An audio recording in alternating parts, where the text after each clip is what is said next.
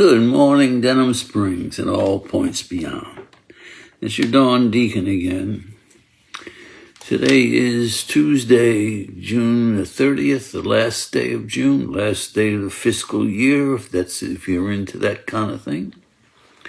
It's the 13th week in Ordinary Time. Today we remember the first martyrs of the Holy Roman Church. We all know the story. Emperor Nero blamed the fire that burned most of Rome on the early Christians. At that time, Christians were a small minority within Rome and were seen as a menace, a disruption to the traditional Roman way of life and the traditional Roman gods. Nero, to shift the blame from him, systematically had as many Christians as he could arrested, tried, and killed in the most brutal ways. Tacitus, a pagan historian from that time, says that an immense multitude was convicted, not so much for the crime of burning the city, but as for hatred against mankind, not going along with the crowd. Peter and Paul were among them. Today we begin with the quote from Paul that we ended with yesterday. What can separate us from the love of Christ? The correct answer, of course, is nothing. Because as John says in his account of the Last Supper, Jesus loved them to the end. Jesus' passion was a moment of hatred by his enemies, abandonment by his disciples, a time of loneliness, and what we would be despair.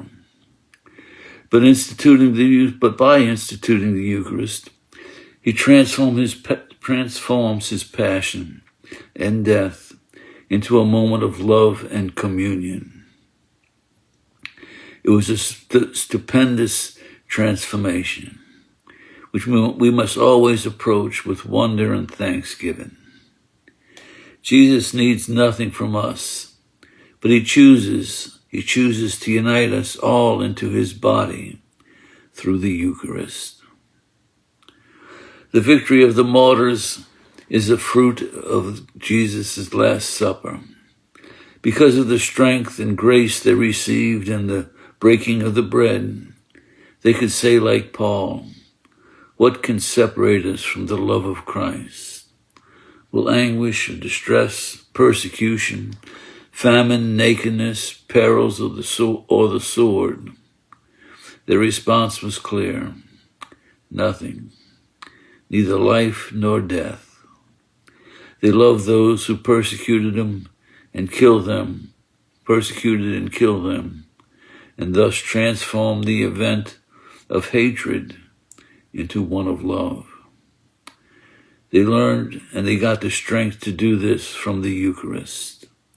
Like Jesus, they loved to the end. I thank God every day I don't live in those times. I don't know if I could have had the courage to do that. We have to remember too, don't forget that there's a lot of persecution still going on in the church. Christians are being martyred and tortured and beaten up and everything else in the Middle East and Africa. They're being killed by the dozens. And even in South America, Central America. We need to pray for them. Pray that God will give them the strength to hold on. That the people there, where they are, will merit from their graces, from their sacrifice, just as the Romans did. Pray for them, pray for their persecutors. Till next time, stay safe and God bless.